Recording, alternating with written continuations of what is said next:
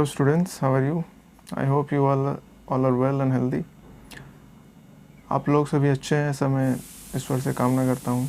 आज हम लोग डिस्कस करेंगे, एक बहुत ही इम्पॉर्टेंट टॉपिक है कि हम लोग किस तरह से सेंटेंसेस जो सिंपल प्रेजेंट टेंस में होंगे और सेंटेंसेस जो सिंपल पास्ट टेंस में होंगे उनको किस तरह से हम लोग निगेटिव और इंटेरोगेटिव सेंटेंसेस में चेंज करेंगे। ठीक है, तो ये जो चेंज करने के जो आपका जो तरीका है इसको हम लोग बोलते हैं ट्रांसफॉर्मेशन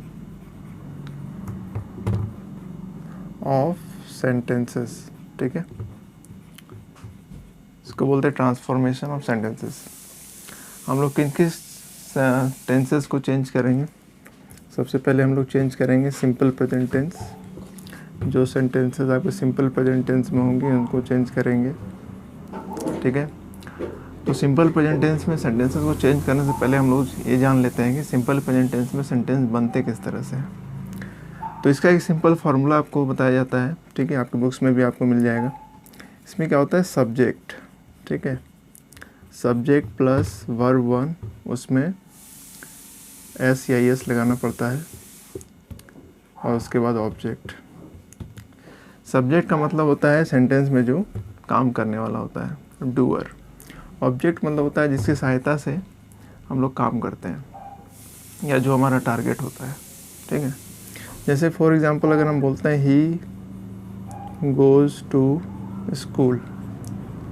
ठीक है, तो यहाँ ही गोज़ टू स्कूल का मतलब है कि वो स्कूल जाता है। ठीक है, जाने का काम कौन कर रहा है? ही कर रहा है। टारगेट क्या है? स्कूल है। ठीक है, तो ये हो गया आपका सब्जेक्ट और ये हो गया ऑब्जेक्ट और ये वर्ब है। वर्ब में यस लगा हुआ, ये आप पढ़ेंगे ये प्रीपोजिशन होता है। ठीक है, तो हम लोग ये जान लेते हैं कि एस और यस हम लोग किस कंडीशन में लगाते हैं, कब हम लोग एस और यस का यूज़ करते हैं। और ध्यान में रखिए कि एस यस का ये जो रूल है वो केवल आपका सिंपल प्रेजेंट टेंस में सेंटेंसेस को बनाने के लिए होता है। और जब सब्जेक्ट आपका ही रहता है या सी रहता है या इट रहेगा या कोई नेम का मतलब मान लीजिए अगर वो राम है, मोहन है, इस तरह का नेम में अगर आपका सब्जेक्ट होता है तो उसमें हम लोग वर्ब में एस और यस लगाते हैं। ठीक है, अब वर्ब में एस यस लगाते हैं तो हम लोग ये समझते हैं कि एस किस स्थिति में लगाते हैं और एस जो है किस कंडीशन में हम लोग यूज करते हैं। तो सबसे पहले हम लोग देखते हैं, आप लोग जानते होंगे कि इंग्लिश जो अल्फ़ाबेट्स है उसमें 26 लेटर्स होते हैं। ठीक है, उसमें 5 आपके वॉवेल्स होते हैं। 5 वॉवेल्स आपको मालूम है, ए ई आई ओ यू। अगर आप ही, सी, इट या नेम, अगर इस तरह का सब्जेक्ट अगर आप यूज़ कर रहे हैं सिंपल प्रेजेंट टेंस में, तो वर्ब का लास्ट लेटर आप देखिए, वर्ब का लास्ट लेटर अगर एक कॉन्सोनेंट होता है तो उसमें आपको एस लगाना है। ठीक है, बहुत आसान तरीके से आपको सिखा रहा हूँ, इसको सीखने की कोशिश कीजिए। अगर वर्ब का लास्ट लेटर अगर कॉन्सोनेंट होता है तो हम एस यूज़ करते हैं। जैसे एग्जांपल होगा मोहन प्लेज लूडो। ठीक है, मोहन प्लेज लूडो, तो मोहन क्या है?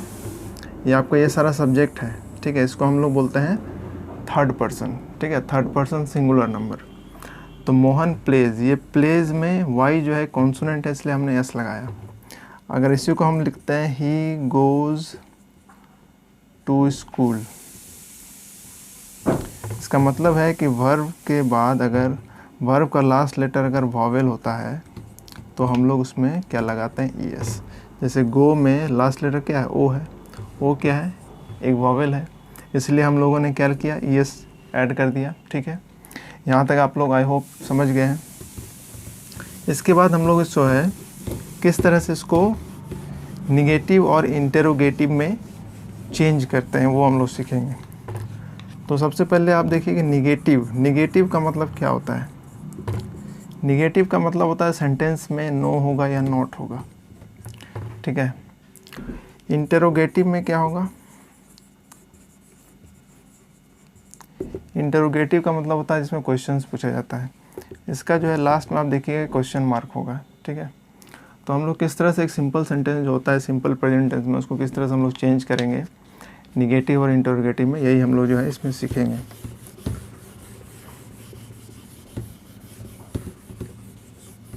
तो इसके लिए 3 कॉलम बनाते हैं, ठीक है।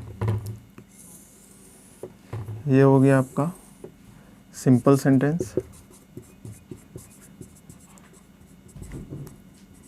ये हो गया निगेटिव सेंटेंस,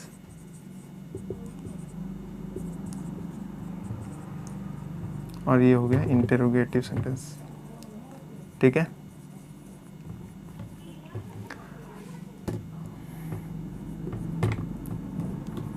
अब इसमें कॉमन आपको क्या सीखना है, कॉमन एक रूल है, मैं आपको बता दे रहा हूँ। कॉमन रूल है, अगर सब्जेक्ट आपका अगर ही है, सी है, इट है या कोई नेम है, तो उसमें आपको डज यूज करना है, ठीक है। किस केस में, निगेटिव केस में, और फिर इंटरोगेटिव केस में, ठीक है। जैसे फॉर एग्जांपल अगर यहाँ लिखा हुआ है ही गोज़ टू पटना, ठीक है, और सिंपल सेंटेंस हमेशा जो है फुल स्टॉप से एंड करता है। ही गोज़ टू पटना, अगर इसका निगेटिव बनाना है तो हमको क्या यूज़ करना है, डज।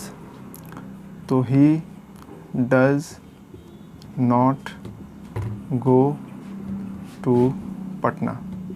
पटना एक प्रॉपर नाउन है, इसलिए इसका फर्स्ट लेटर कैपिटल में लिखते हैं। अब यहाँ देखने वाली बात यह है कि डज, देखिए डज में ईएस लग गया है और ये गो से ईएस हट चुका है।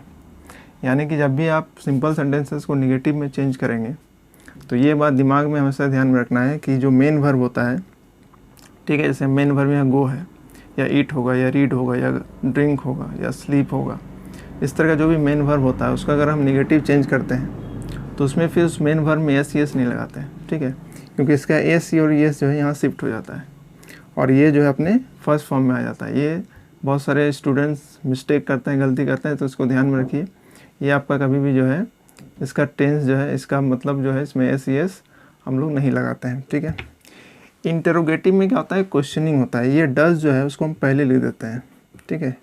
Does he go to Patna और एक क्वेश्चन मार्क, इसमें भी डज यूज़ हुआ है और इसमें भी वर्ब का फर्स्ट फॉर्म, ठीक है।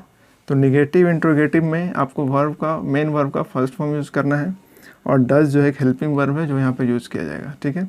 और यहाँ क्वेश्चन में लगाइएगा तो आपका ये जो है इंटरोगेटिव में चेंज हो जाएगा। इस तरह से आप जो है प्रैक्टिस कर सकते हैं। अगर ही, सी, इट और नेम के अलावा मान लीजिए अगर कोई भी है, आई है या वी है या यू है या दे है, तो हम लोग उसमें डू यूज़ करते हैं, ठीक है। जैसे कि हम लोग लिखते हैं आई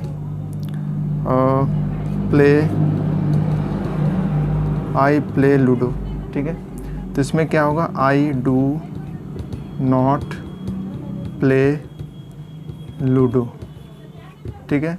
उसके बाद डू आई प्ले लूडो, ठीक है। तो इस तरह से, यानी कि डज जो है आप लोग याद रखिएगा केवल ही, सी, इट और किसी नेम के साथ। बाकी जो भी सब्जेक्ट होगा उसमें डू यूज़ करना है, ठीक है। आशा करते हैं आपको ये समझ में आया।